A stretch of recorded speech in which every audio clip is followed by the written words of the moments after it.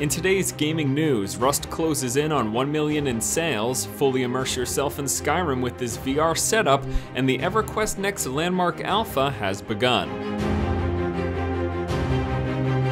Hello ladies and gentlemen, welcome back to the show. Force here with your day's gaming news. First up today, Rust is seeing some great success. This is the survival multiplayer game from Gary Newman and Facepunch Studios, and it's now closing in on 1 million in sales. According to Gary Newman himself, they've sold 750,000 copies since the game launched about a month and a half ago on Steam, and at this point they've already made about 2/3 of what they made off of Gary's mod in 8 years. That itself goes to speak for its success. Also, interestingly enough, Rust has currently passed DayZ on the Steam top sellers sales chart or whatever, you know, the little tab that says what games are selling the best.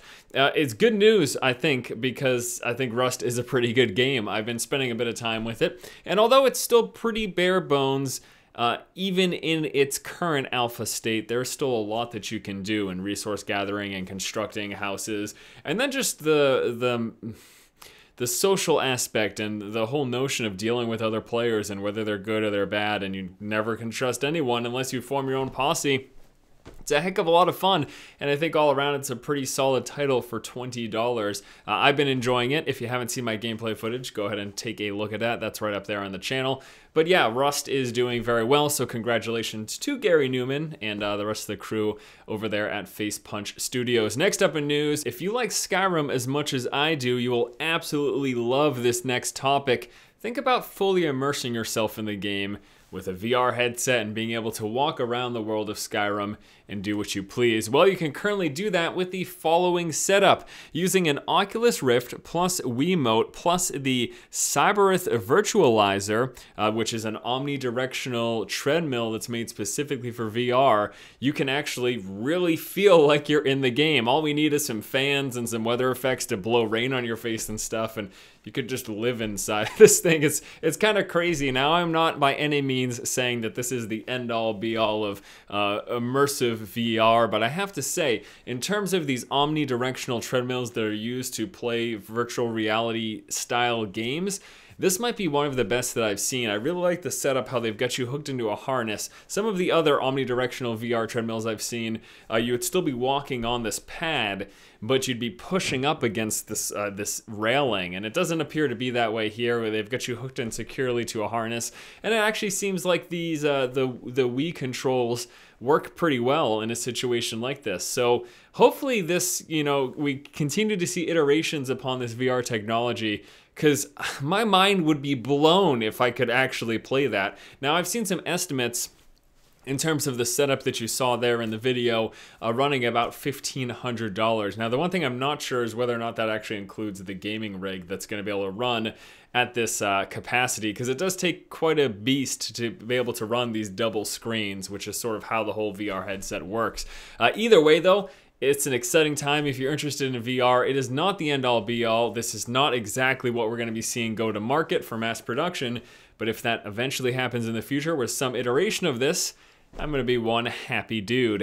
And speaking of being a happy dude, I am quite ecstatic to tell you guys this last bit of news, and that is the fact that EverQuest Next Landmark hits alpha tonight. If you have purchased either the Trailblazer or the Explorer Founders Pack, then you are going to get an email sometime this evening giving you access to the alpha. Now, the alpha is under strict NDA, so if you get in, you can't be talking about it, you can't be streaming it or making videos, but you can play it. And that's really all that matters, because I am so pumped to play this game. Honestly, I can't wait. If you haven't bought a Founders Pack yet, you can go ahead and do so. Now, Force, why are you suggesting pre-ordering this thing? It's not even done. You're gonna tell me to spend money on it? Well, hold up. There's a reason why I'm actually gonna fully endorse this, and that's because if you don't like it, you can get your money back. Quoting Sony Online Entertainment's president John Smedley, you will get a full refund if you are not satisfied with the alpha.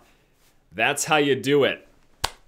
Way to go. Congratulations. I am so stoked for this. I'm going to have a blast. I can't wait to get into the alpha this evening. Won't be able to talk about it for quite some time, but if you're interested in trying it yourself, go ahead and pick up one of these Founders Packs that will give you the alpha access. And if you don't like it, you just call up John and get your money back, no problem. All right, before we wrap up today's show, let's go ahead and talk about the weekend deals. Starting over on Steam, you can get Kingdoms of Amalur Reckoning for 70% off, as well as Splinter Cell franchise games up to a 75% discount. Green Man Gaming is offering Grand Theft Auto 3, Vice City, and San Andreas for a 75% discount. Also, various Warhammer titles available at a 75% discount. And then lastly, we've got the Humble Codemaster sale, where you can get Overlord, Operation Flashpoint, Rise of the Argonauts for whatever you want. And then if you pay above the average, currently at about $6, you will also get Dirt Showdown, Dirt 3, and Overlord 2. And that is going to do it for today's episode of the show. Thank you guys so much for watching. Once again, this has been Force, and you have just been force-fed. I'm so excited to play EverQuest next. I'm gonna build a castle. I'm gonna build the biggest castle. Gonna have all sorts of trapdoors. I'm gonna have a moat around it. There's gonna be a bunch of trees surrounding the moat. The trees are gonna come to life. If you try to come into my castle, the trees are gonna attack you. And I can just see it right now all around me. The entire landscape is gonna just be a whole bunch of penises, because that's all anyone ever builds in these games. Ah!